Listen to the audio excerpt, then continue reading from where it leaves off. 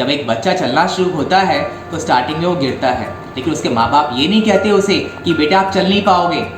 उसे मोटिवेट करते हैं, हाँ बेटे तू चल सकता है, तू दौड़ सकता है, और फिर धीरे धीरे उस मोटिवेशन के सहारे वो बच्चा चलना शुरू हो जाता है। बहुत मिस कर रहा हूँ, एक एक ईंट जानता हूँ इस बिल्डिंग की मैं। खुशबू जो आती है ना बारिश के बाद। हेलो गाइस, स्वागत है आपका हमारे YouTube channel the pharma world में। आज हम कोई इन्फॉर्मेटिव वीडियो लेकर के नहीं आए हैं, बल्कि एक ब्लॉग लेकर के आए हैं। तो यार आज की ब्लॉग में हम आए हैं एक प्रतिभा स्कूल, A6 प्रतिभा स्कूल, जिसमें IIT का काफ़ी अच्छा कटअप रहा है और कई सारे बच्चों ने क्वालिफाई किया। IIT एडवांस में 5 बच्चों ने एक क्रैक किया है और नीट के 15 बच्चों ने क्वालिफाई किया। आइए चलते हैं हम इस शानदार स्कूल में। और यार मैं सच बताऊँ ना तो इस स्कूल को काफ़ी ज़्यादा मिस कर रहा हूँ और मुझे बहुत प्राउड फील होता है इस स्कूल में आने पर। तो चलिए यार आज का ब्लॉग हम स्टार्ट करते हैं।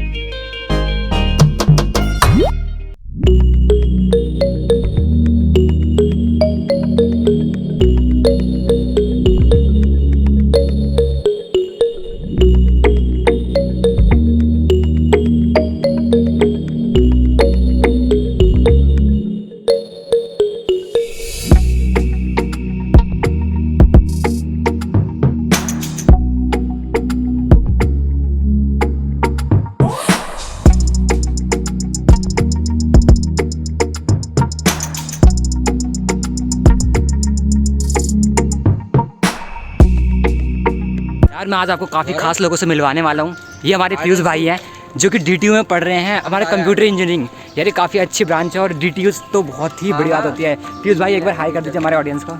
Hello guys. अब मैं मिलाने वाला हूँ आपको टॉनी भाई से। यार टॉनी भाई की तो बात ही अलग है, ये IIT खड़गपुर में पढ़ रहे हैं। ये अभी आए हमारे कॉलेज सिर्फ मिलने के लिए। तो ये है हमारे टॉनी भाई। ये बहुत महंगा कोर्स है, बहुत कम लोग कर पाते हैं।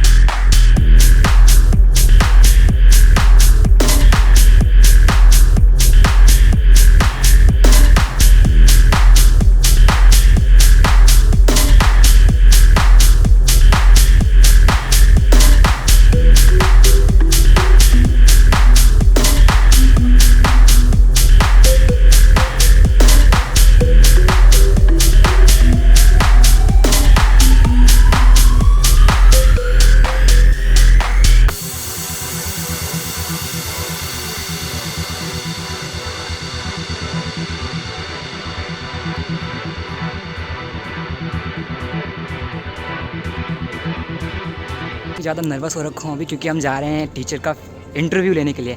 तो यार इस इंटरव्यू में मेरे को बहुत ज़्यादा हेजिटेशन हो रही है कि मैं क्या क्वेश्चन पूछूंगा, क्या क्वेश्चन नहीं पूछूंगा। तो चलिए जो होगा अच्छा होगा, चलते हैं। आज हम आए हैं पश्चिम बिहार RPU में A6 में एक सर का इंटरव्यू लेने, जहाँ जैसा कि आपको पता है कि प्रतिभा में सभी बच्चों ने बहुत अच्छे मार्क्स लिए हैं और हमारे मनीष सिसोदिया सर कुछ दिन पहले इस स्कूल में विजिट आकर के उन सभी बच्चों को बहुत अच्छे से फैसिलिटेट किए थे। तो आइए हम जानते हैं इन फिजिक्स के सर जो कि गोल्ड मेडलिस्ट हैं उनके बारे में। तो सर आपको कितनी खुशी है कि हमारे मनीष सिसोदिया सर हमारे स्कूल में आए, हमारे एरिया में आए और उन सभी बच्चों को इतना प्रोत्साहित किया, तो आपको कितनी खुशी है? ये वास्तव में हम सभी के लिए बहुत ही गर्व की बात है कि हमारे स्कूल के पिछले साल 7 बच्चे बड़े बड़े इंस्टीट्यूट्स में पहुँचे। पिछले साल हमने एक चमत्कार की तरह इस देश में एक हमने स्थापित किया कि गवर्नमेंट स्कूल के बच्चे भी बिना कोचिंग के बहुत अच्छा परफॉर्म कर सकते हैं इन टफेस्ट एग्ज़ाम्स में। और उसी अप्रोच का ये आप अंदाज़ा लगा सकते हैं कि पिछले साल हमारे स्कूल से सिर्फ एक बच्चा IIT दिल्ली में पहुंचा और इस साल 5 बच्चे IITs में अपना सीट सिक्योर कर चुके हैं बिना कोचिंग के। बिना कोचिंग के संभव इसलिए हो पाया क्योंकि उनका माइंडसेट ये डेवलप हो चुका था, उनमें ये बात उन लोगों ने समझ ली थी कि बिना कोचिंग के भी हम अच्छा परफॉर्म कर सकते हैं, कोचिंग की आवश्यकता नहीं है। कोचिंग सिर्फ और सिर्फ एक मार्केटिंग है, जहाँ अगर इस मार्केटिंग को अगर हम ध्यान से समझें तो हम अंदाज़ा लगा सकते हैं कि एक ही बच्चा हर जगह, हर एक बच्चे की आप तस्वीर देखेंगे कि वो आकाश इंस्टीट्यूट से पढ़ा हुआ है। सेम बच्चा कुछ टाइम बाद आप न्यूज़पेपर में देखेंगे कि वही बच्चा नारायणा से भी पास आउट है, वही बच्चा फिटजी से भी पास आउट है। ये संभव कैसे हुआ? एक ही बच्चा क्या अलग अलग इंस्टीट्यूट्स में गया था पढ़ने के लिए? ये पूरा मार्केटिंग है।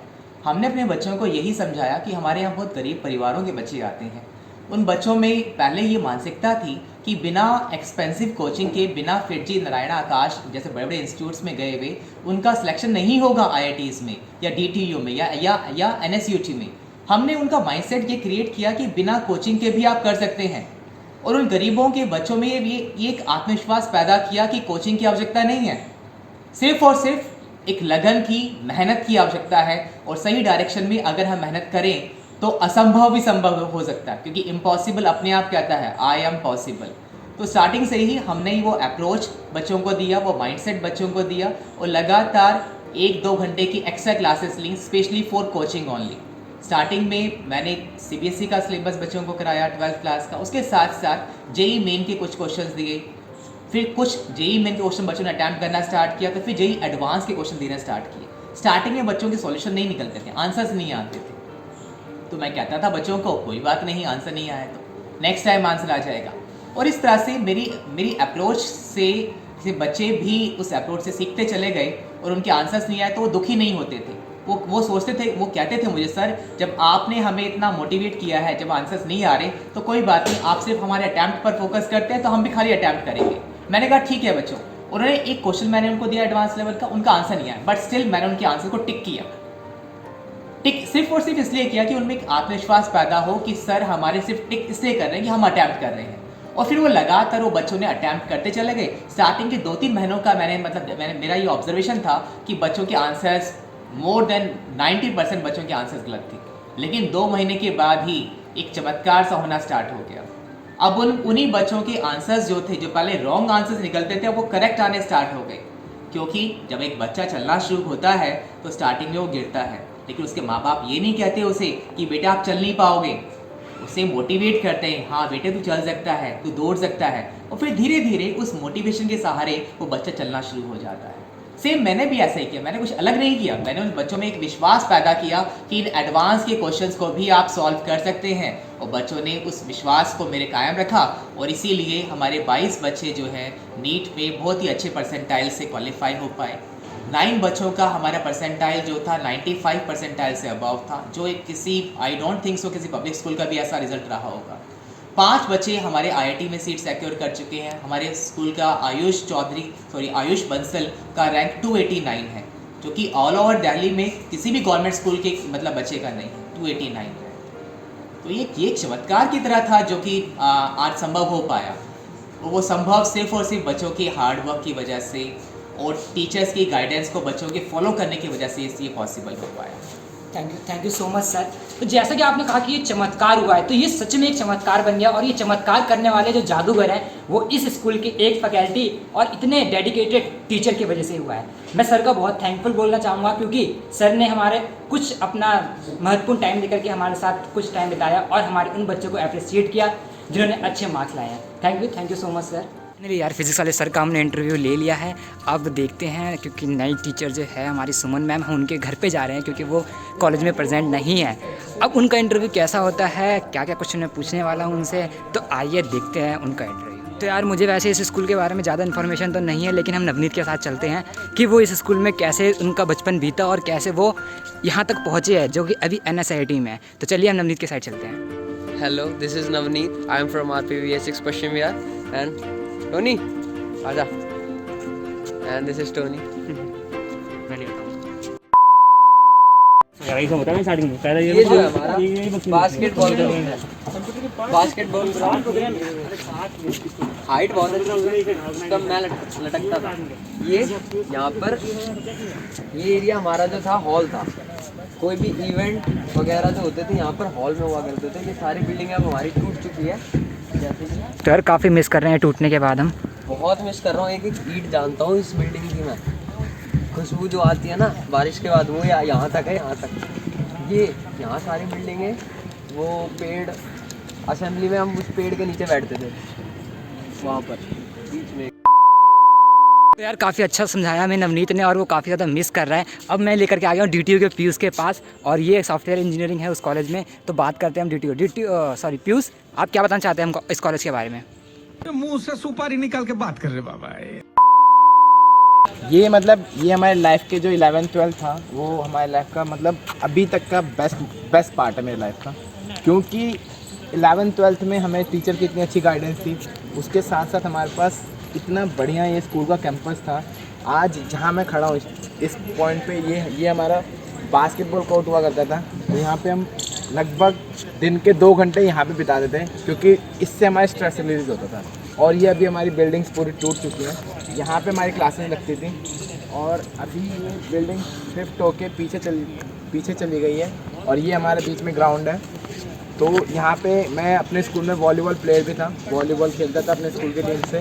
तो मैं स्पोर्ट्स में भी इंटरेस्ट था और मतलब हमारे स्कूल में इतना अच्छा एनवायरनमेंट था कि प्रिंसिपल हर एक बच्चे का नाम जानती थी और प्रिंसिपल खुद से कोऑर्डिनेट करती थी कि कैसे क्या करना है। और अभी भी बहुत अच्छे तरीके से कोऑर्डिनेट कर रखा है, क्योंकि आज हमारे मतलब स्कूल में ये है कि अपने एलुमनाई की भी वो इतनी ही रिस्पेक्ट करते हैं जितने प्रेजेंट स्टूडेंट्स। आंटी तो है ये। एक बार परेड थी हमारे यहाँ पे एनसीसी की, तो मेरे पास सेफ्टी पिन नहीं थी, तो मैंने आंटी से ली और मैंने वापस नहीं करी। तो आज तक आंटी मेरे को जब भी मिलता हूँ तो बोलती है बेटा सेफ्टी पिन कब देगा मेरी। तो थोड़ा है मिलाव जुलाव उससे ही ज़्यादा बना हुआ है। मैं डबल लूंगी। आंटी डबल लेंगी। तो यार काफ़ी ज़्यादा ग्राउंड में शरारतें करते हम थे और सोचते थे कि प्रिंसिपल मैम को बताता कौन है। अब पता चलता है इधर से आंटी देखती थी, उधर से प्रिंसिपल मैम में कवर जाती थी। ये है। एक बार हमारी बोतलें भी। तो ऐसी कई सारी यादें हैं जो हम इस स्कूल के साथ जुड़ी हुई है, तो हम इसे कभी नहीं भूल सकते। बाकी फाइनली सबका इंटरव्यू हो गया सारे टीचरों को और सबसे हम मिल लिए हैं। अब हम जा रहे हैं एक टीचर के घर पे, जैसा कि मैंने आपको बताया था। तो यार चलते हैं उन टीचर के घर पे और ये रहे हमारे दोस्त। अरे इनका मन नहीं कर रहा है स्कूल छोड़कर ही जाने का। यार हम मैडम के घर पे जा रहे हैं और ये काफ़ी ज़्यादा दूर है, लेकिन क्या कह रहे हैं, ये कंजूस के चक्कर में फंस गया। अब ये कह रहे हैं कि पैदल जाने की, और मेरी पैदल चलने की हिम्मत बिल्कुल नहीं हो रही है। कोई बात नहीं, अब इनकी माननी पड़ेगी जब ये कह रहे हैं। जेईई एडवांस जिसके अंदर एडमिशन लेना बहुत ही ज़्यादा मुश्किल होता है, जैसे IIT इतने बड़े कॉलेज में जाने के लिए हमें थोड़ा प्रिपरेशन भी अच्छे से करना पड़ता है। तो इसके लिए सबसे मेन सब्जेक्ट होता है हमारे पास फिजिक्स, केमिस्ट्री और मैथ। फिजिक्स का इंटरव्यू आपने देख लिया है कि वो सब कितने अच्छे से और बच्चों के साथ पूरे लगन के साथ अपनी मेहनत करते थे। अब हम आए हैं मैथ वाले टीचर के पास, इन्होंने अपना डेडिकेशन कैसे दिखाया स्टूडेंट के प्रति उसके बारे में जानेंगे। तो मैम आप सबसे पहले अपना इंट्रोडक्शन दीजिए। मैं सुमन अरोड़ा, प्रतिभा विकास पश्चिम बिहार। 2014 में मैं स्कूल ज्वाइन किया था।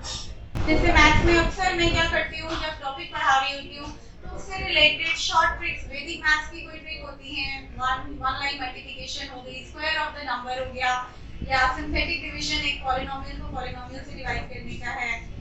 कोशिश किया कि वो उनको एंट्रेंस में हेल्प करेगा, जो उससे रिलेटेड क्वेश्चंस एंट्रेंस में आते हैं, शॉर्ट ट्रिक्स बताने की कोशिश की। वेरी कर्व का मेथड जो है आप इंक्रीजिंग डिक्रीजिंग में, ताकि वो उन्हें हेल्प करे।